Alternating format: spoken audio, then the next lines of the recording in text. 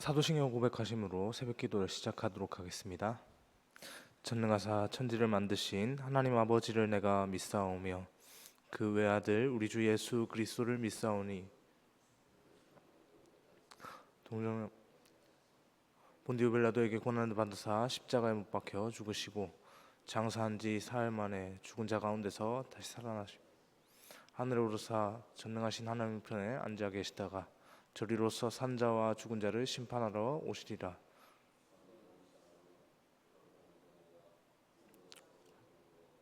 죄를 사하여 주시는 것과 몸이 다시 사는 것과 영원히 사는 것을 없나이다.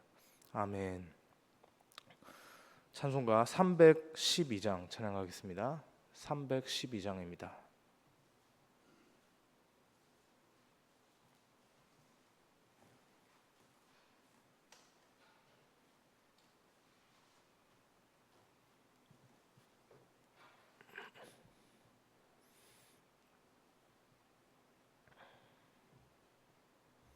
312장 함께 찬양하겠습니다.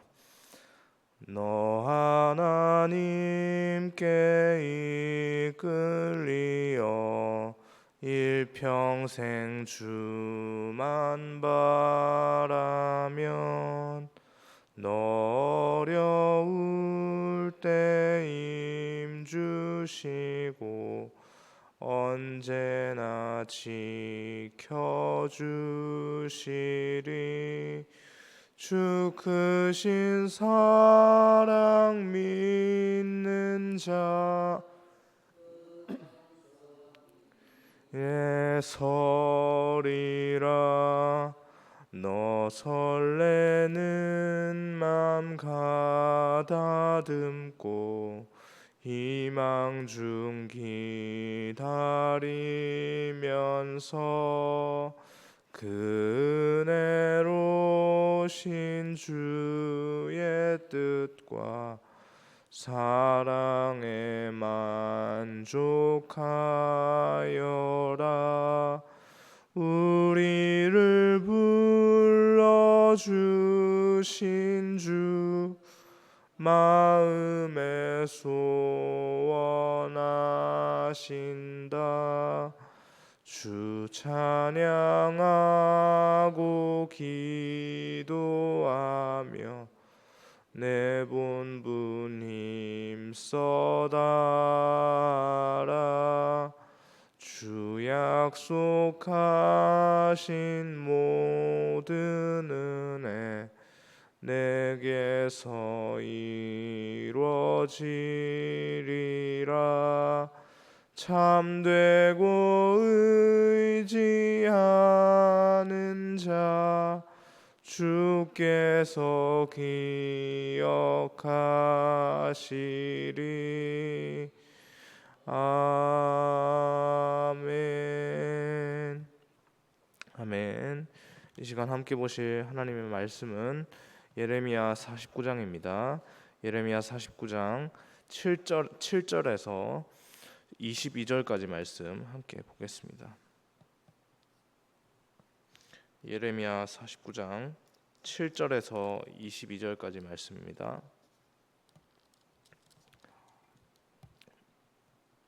7절에서 22절 말씀 함께 교독하겠습니다. 제가 먼저 7절 말씀 보겠습니다.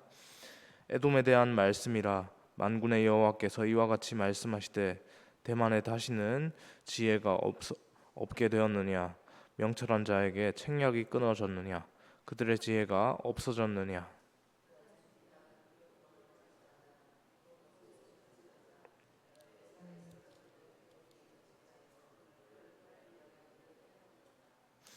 포도를 거두는 자들이 내게 이르면 약간의 열매도 남기지 아니하겠고 밤에 도둑이 오면 그 욕심이 차기까지 멸하겠느니라.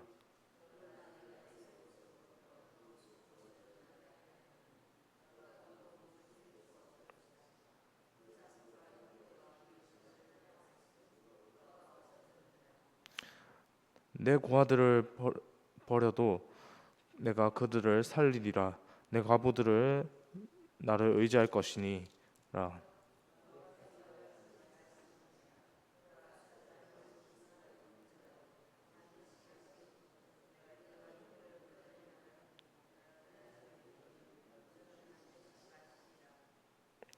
여호와의 말씀이니라. 내가 나를 두고 맹세하노니 보스라가 놀램과 치욕거리와 황폐함과 저주거리가 될 것이요 그 모든 성읍이 영원히 황폐하리니 라 하시니라.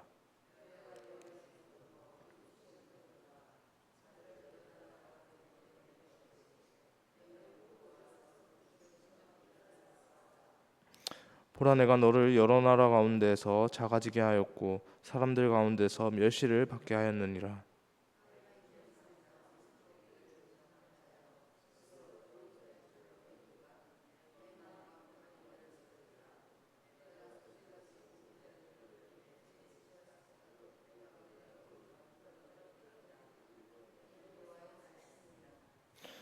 에돔이 공포의 대상이 되리니 그리로 지나는 자마다 놀라며 그 모든 재앙으로 말미암아 탄식하리로다.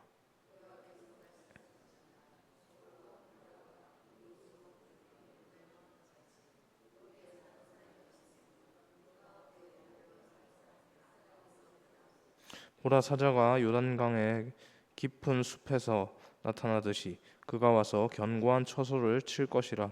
내가 즉시 그들을 거기에서 쫓아내고 택한 자를 내가 그 위에 세우리니 나와 같은 자 누구며 나와 더불어 다툴 자 누구며 내 앞에 설 목자가 누구냐.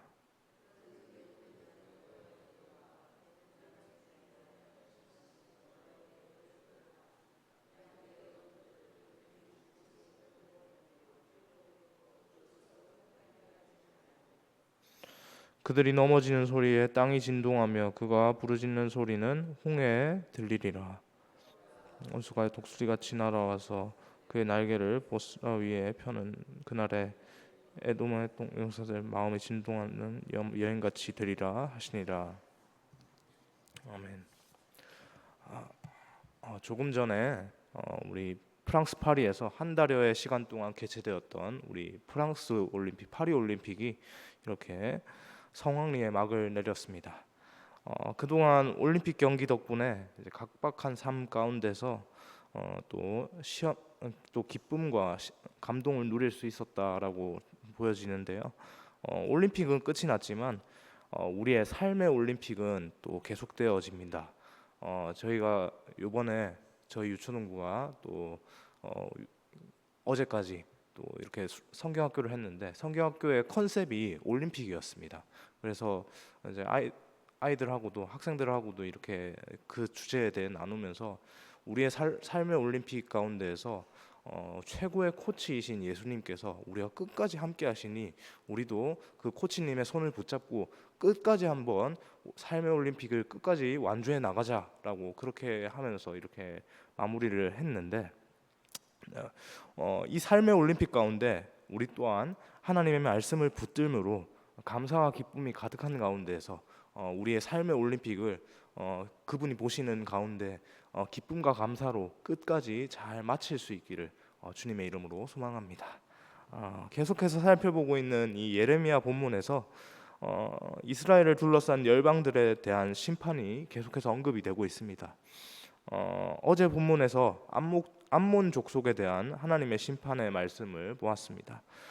오늘 본문은 에돔 족속의 멸망을 예고하시는 하나님의 말씀입니다. 에돔은 이삭의 큰 아들 에서의 후손들이 사해 남쪽 높은 산악지대에 거주하면서 이렇게 세운 나라인데요. 이들과 이스라엘 백성들 사이에는 광야 생활을 할 때부터 유다 멸망까지도 남유다가 멸망할 그때까지도 계속해서 적대 관계로 이렇게 서로 못 잡아 먹어서 안달인 그런 관계로 그렇게 형성이 되어 있었습니다. 왜냐하면 제가 방금 전에도 말씀드렸다시피 에돔이 누구의 후손이라고 했습니까? 에서의 후손이라고 했죠.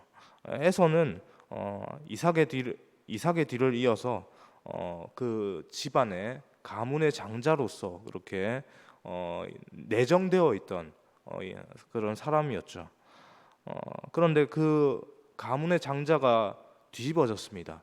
어떻게 뒤집어졌습니까? 에서가 아니라 야곱이 되었죠.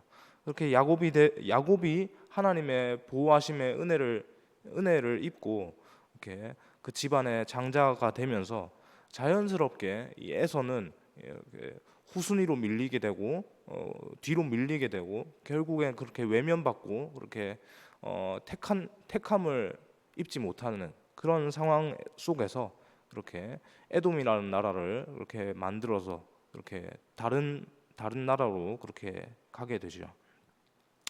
에돔이 되었습니다. 그 후손들이 에돔이 된 것입니다.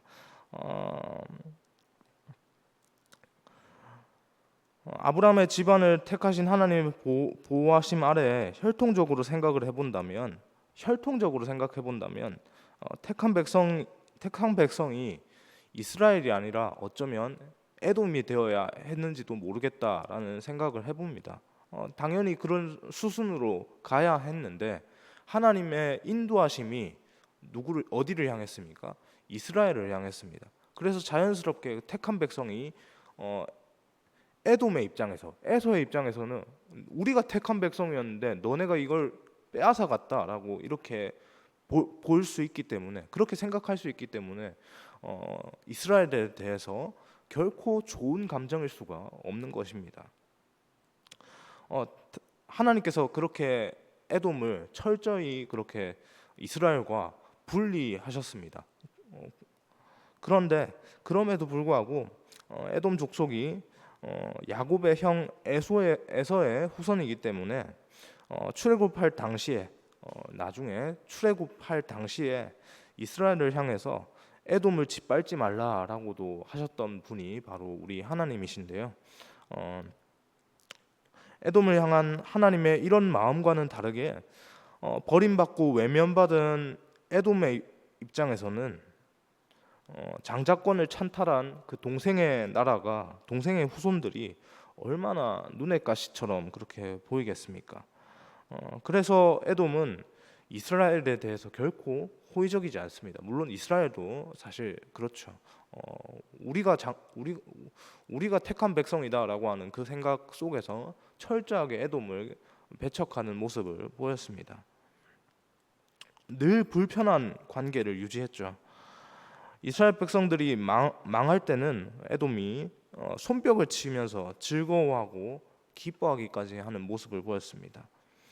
또 그런 것과는 별개로 한편으로 에돔은 하나님을 향해서 어쩌면 그들도 하나님을 믿는 신앙 아래에서 처음에 출발을 했는데 왜냐하면 에서의 후손들이니까 말이죠.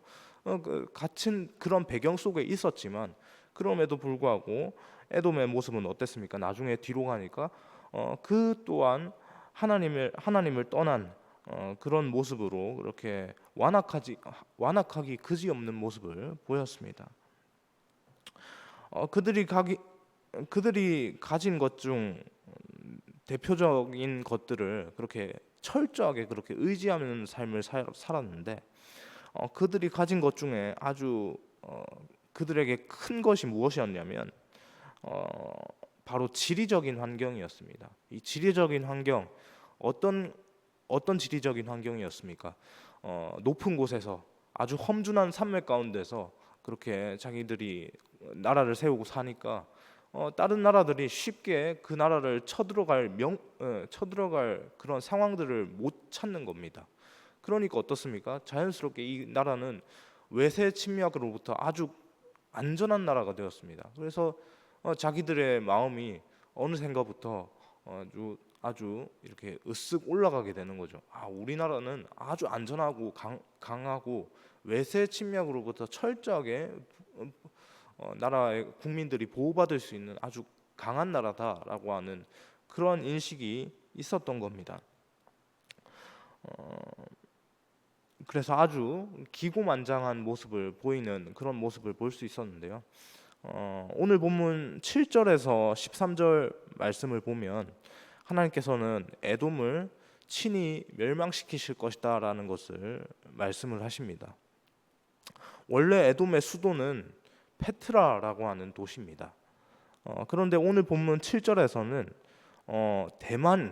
대만이라고 하는 곳이 에돔을 대표하는 지역으로 수도 페트라를 대신해서 등장을 합니다. 이 대만은 에서의 손자입니다. 에서의 손자의 이름을 따서 이 대만인데, 그 대만이 에돔의 지역의 지역명이 되었습니다. 대만은 에돔 남쪽인 그 페트라라고 하는 원래 그 에돔의 수도에서 약 8km 정도 떨어진 곳에 위치해 있는데요. 이곳을 에돔을 대표하는 곳으로 이렇게 성경이 지금 소개하고 있습니다. 인간적인 지혜와 명철을 자랑하던 그들의 모습을 이 지역 출신의 대표적인 인물을 통해서 알 수 있기 때문인데요. 그들이 그런 모습들을 보였던 것, 이 대만 사람의 모습을 통해서 쉽게 알 수 있었기 때문입니다. 어제 오전에 우리가 담임 목사님과 함께 욥기 본문을 살펴봤지 않습니까? 욥기에 보면 대만 사람 아주 유명한 사람이 한 명 등장합니다. 엘리바스라고 하는 사람이죠. 그 엘리바스가 바로 이 지역 출신입니다. 엘리바스가 고난당하는 욥에게 어떤 말을 했습니까? 인과응보라는 논리로 그렇게 얘기를 했습니다. 욥, 당신이 하나님께 얼마나 큰 잘못을 했길래 그런 고난을 당하는 것입니까? 얼른 빨리 지금 당장 하나님께 회개하십시오 라고 그렇게 자신의 이성적인 논리로 당연히 죄지었으니까 욥이 고난 당하는 거다라고 그렇게 생각하고 욥에게 그렇게 확 쏟아내는 그런 엘리바스의 모습이었습니다. 그렇게 이성적인 논리로 욥을 판단을 했고요. 그뿐만 아니라 하나님에 대해서도 자신의 지식으로 하나님은 이런 분이시다. 성경으로 판단하는 것이 아니라, 성경으로 생각하는 것이 아니라 자신의 지식으로 욥이 고난 당할 만한 그런 일을 범했으니까 하나님께서 심판하시는 거다라고 그렇게 하나님에 대해서 자신의 지식으로 그렇게 판단하는 우를 범했습니다. 그런 사람의 고향이 바로 이 대만이라고 하는 곳입니다. 그 가운데 이제 멸망의 예언이 선포되었는데요. 본문 16절은 에돔이 하나님께 심판받는 이유에 대해서 언급을 합니다. 에돔이 스스로를 높게 여겼기 때문이다라고 말이죠. 하나님께서는 스스로를 높인 그들을 가차없이 끌어내리시겠다라고 말씀을 하시는데요. 에돔을 향한 하나님의 심판은 결코 예사롭지 않고 아주 철두철미하게 진행이 됩니다. 모든 도시와 성읍들을 향해서 마치 폭포수가 떨어지듯이 그렇게 확 쏟아지는 것이죠. 본문 14절 말씀을 보면 하나님께서는 에돔의 심판을 위해서 하나님의 특사를 파견하여 군대를 소집하셨는데요. 그리고 너희는 모여와서 에돔을 치며 일어나서 싸우라라고 그 부른 특사들을 향해서 출정 명령을 내리시기까지 하십니다. 그렇게 하나님께서 보내신 진노 앞에서 에돔을 교만하게 했던 자랑들은 속절없이 무너지는데요. 그 자랑들이 무엇이었습니까? 우리는 높은 곳에, 험준한 곳에 살기 때문에 결코 외세 침략으로부터 안전합니다라고 하는 이 자랑들이 하나님의 그 철저하신 그 심판 아래서 무참하게 짓밟히는 것을 그렇게 볼 수 있습니다. 하나님께 발가벗겨져서 그 속에 있던 죄상을 하나님께서 모조리 그냥 완전히 다 까발려서 다 드러내십니다. 철벽의 요새라고 자랑하던 그 바위 틈 산꼭대기의 성체가 무너지고 주인처럼 앉아있던 그 자리에 결코 자기들이 주인이 아닌데 주인 행세를 하면서 우리가 이 땅에서 우리가 영원할 것이다라고 그렇게 생각하던 그들이 그 자리에서 끌려 나오게 됩니다. 곳곳에서 넘어지는 소리가 진동하죠. 이것을 통해서 모든 일의 시작과 끝이 하나님의 손에 달렸다는 것을 하나님이 나타내십니다. 긍휼히 여기심과 교만한 자들을 심판하심 그 모든 것들을 하나님께서 하나님의 뜻에 따라서 그렇게 진행을 하시죠. 에돔은 그런 하나님을 모른 채 그렇게 절규하다가 그렇게 역사 속으로 사라집니다. 하나님을 알고도 외면한 자들의 종말이 그것과 같을 것입니다. 철저하게 무참하게 짓밟힙니다. 에돔이 왜 하나님을 알고 있습니까? 에돔이 이삭의 아들이기 때문이죠. 이삭의 아들로서 하나님을 알고 있었음에도 불구하고 하나님을 철저히 외면했던 결과가 무엇입니까? 멸망입니다. 하나님께서 반드시 멸망하시겠다라고 하는 이것이죠. 그렇게 하나님께서 에돔을 멸망시키십니다. 완전히 무참히 그렇게 짓밟으시죠. 말씀을 정리하겠습니다. 교만한 에돔을 멸하시고 또 다른 나라를 세우시고 흥하게 하시는 것은 전적으로 하나님의 주권입니다. 하나님의 주권 아래에서 이 모든 역사의 흐름이 흥하고 성장하고 또 쇠퇴하고 멸망하는 이런 것들을 다 이런 시간들을 다 지나게 되죠. 하나님께서 만물의 주인이시고 역사의 주관자이시기 때문입니다. 그 하나님의 뜻 아래서 이러한 것들이 모두 다 일어나기 때문입니다. 우리는 오늘 본문에 등장하는 에돔처럼 하나님의 뜻에 맞서서 우리가 바위 틈 아래에 있어서 철저하게 이 멸망으로부터 안전하다라고 하는 이러한 호언장담을 하면서 그렇게 있을 것이 아니라 언제라도 하나님께서 능력을 발하시면 우리의 생명 또한 언제든지 하나님의 손에서 그렇게 거두어질 수 있음을 기억하면서 하나님, 저희의 생명의 주권자이신 하나님께 우리의 온 마음을 올려드립니다. 이렇게 겸손한 마음으로 나아가야 할 줄 믿습니다. 그 뜻을 따라야 합니다. 이것이 하나님의 백성인 우리에게 왕이신 하나님께서 원하시는 우리의 삶의 방식입니다. 그분을 두려워하되 또 두려워함으로 또 멀리하지 않고 두려워하지만 감사하고 기쁨으로 그렇게 하나님만을 바라보며 살아가는 것, 그것이 바로 하나님께서 우리에게 택하신 백성 우리에게 원하시는 삶의 방식이죠. 하나님께서 원하시는 삶의 방식으로 인생을 살아가며 우리 생각 너머에 계신 그 하나님, 그 주님을 항상 바라보며 살아갈 수 있기를 소망합니다. 오늘 에돔과 같이 하나님을 외면하면서 그렇게 살아가는 것이 아니라 하나님 눈에 보이지 않지만 우리 눈에 보이지 않지만 하나님께서 분명히 이 역사 가운데 세계 가운데 존재하고 계십니다. 하나님, 그 하나님을 항상 이 눈으로, 어제 욥기 본문으로도 나오지 않았습니까? 목사님께서 말씀하셨죠. 마지막에 말씀하셨습니다.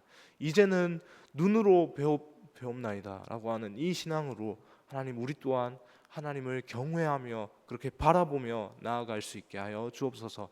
이 기도 제목으로 함께 나아갈 수 있는 우리의 모든 삶의 여정이 될 수 있길 주님의 이름으로 소망합니다. 기도하겠습니다. 주님, 감사합니다. 하나님, 에돔을 향한 하나님의 심판의 말씀, 하나님, 그것을 보았는데 하나님, 우리가 그 심판의 말씀을 보면서 하나님, 역사의 주관자이신 하나님을 분명하게 다시 한번 또 계속해서 깨달아 갈 수 있도록 인도하여 주옵소서. 그 역사의 주관자이신 하나님께서 하나님의 뜻대로 모든 역사를 이끌어 가시는데 하나님, 그 뜻이 우리를 향해 있음을 또한 감사하게 하여 주시고 우리를 향해 있는 그 하나님의 뜻, 하나님의 말씀을 더욱더 붙들고 세상의 어떤 흐름과 세상의 어떤 생각들, 지식들보다 우리를 향하신 하나님의 뜻을 더욱더 집중하여서 그 하나님을 붙잡고 이 세상을 살아갈 수 있는 우리의 모습이 되게 인도하여 주옵소서.